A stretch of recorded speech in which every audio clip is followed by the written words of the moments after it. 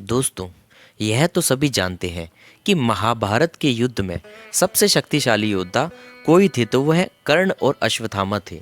लेकिन कवच और कुंडल उतर जाने के बाद भी कर्ण इतने शक्तिशाली थे कि वह अर्जुन के रथ को एक ही बाण में हवा में उड़ा देते। लेकिन ऐसा हो नहीं सका। दरअसल युद्ध में एक दिन कर्ण और अर्जुन आमने सामने थे।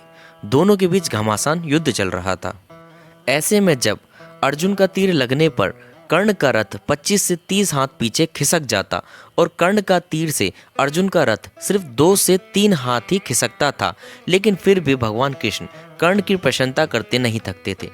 ऐसे में अर्जुन से रहा नहीं गया और उसने पूछ ही लिया, हे पार्थ, आप मेरी शक्तिशाली प्रहारों की बजाय उसके कमजोर प्रहारों की प्रशंसा कर रहे हैं, ऐसा क्या कौशल है उसमें? चलिए दोस्तों, आज इस वीडियो के माध्यम से हम यह बात जानते हैं कि श्री कृष्ण ने अर्जुन के इस सवाल पर क्या उत्तर दिया। नमस्कार दोस्तों, मेरा नाम है विकास। स्वागत करता हूं अपने इस YouTube चैनल पर।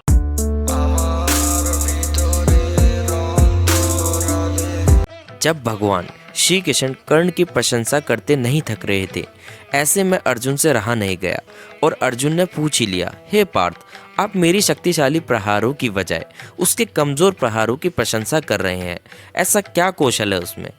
तब भगवान श्री कृष्ण मुस्कुराकर बोले, अर्जुन, तुम्हारे रथ की रक्षा के लिए ध्वज पर स्वयं हनुमान जी, पहियों पर शेषनाग और सारथी के रूप में मैं स्वयं नारायण विराजमान हूँ।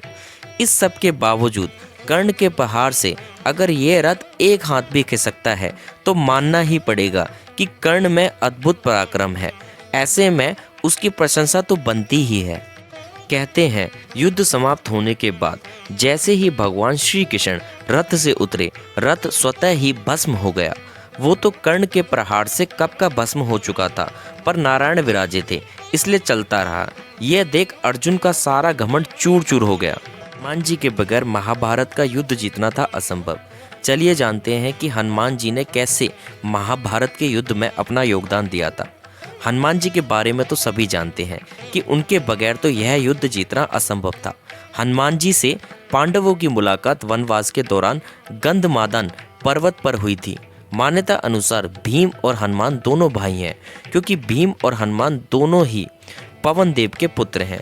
श्री कृष्ण की युक्ति के अनुसार हनुमान जी से पांडवों के जीत का आश्वासन ले लिया था।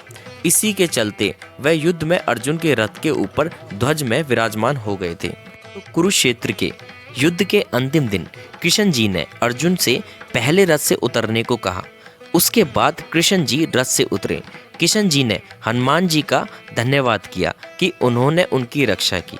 लेकिन जैसे ही हनुमान जी अर्जुन के रथ से उतरे, वैसे ही रथ में आग लग गई।